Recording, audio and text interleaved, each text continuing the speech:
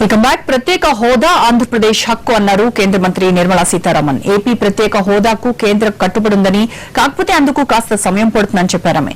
కొత్తగా ఏర్పాటు చేయబోయే ఏపీ రాజధాని నిర్మాణం కోసం 500 కోట్ల రూపాయలు కేటాయించామన్నారు. ఆంధ్రప్రదేశ్ కు చెందిన మంత్రులు, ఎంపీలు అంతా కలిసి కేంద్రంపై ఒత్తిడి తెస్తున్నామని చెప్పుకొచ్చారు నిర్మలా సీతారామన్.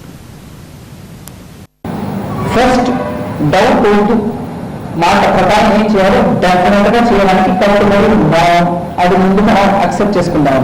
నేను ఒక స్టేట్ కోసం ఇంకో స్టేట్ కోసం యాక్టులు ఇచ్చిన మాటని నిలబడకుండా అందరూ రాస్తున్నారు కాబట్టి చేయకుండా ఉంటున్నా అన్న మాటకి రాదా? మీరు ఉదాహరణ చెప్తున్నట్టు నేను ఉదాహరణ చెప్తున్నా. అక్కడ నీతి ఆయోగ్ మాత్రం కాదు, చాలా చోట్ల నుంచి కూడా ఇది ఒక స్టేట్ మనం ఇచ్చామంటే మళ్ళీ ఎలా సస్టైన్ చేయడం దీన్ని ఒక లెజిటిమేట్ క్వశ్చన్ అడుగుతున్నారు. అంటే అడ్మినిస్ట్రేషన్ ఉన్నవారు అడుగుతారు, మీరు మంత్రులు ఎలా అడుగుతున్నారో వాళ్ళ డ్యూటీ మేరకే అడుగుతారు. సరే సార్, ఇప్పుడు మీరు ఆంధ్రాకి ఇచ్చేస్తారు, నెక్స్ట్ మేము తమిళనాడు నుంచి లెటర్ వచ్చింది, ఒరిస్సా నుంచి లెటర్ వచ్చింది, రాజస్థాన్ నుంచి లెటర్ వచ్చింది, బీహార్ నుంచి వచ్చింది, ఛత్తీస్గఢ్ నుంచి వచ్చింది, జార్ఖండ్ నుంచి వచ్చింది.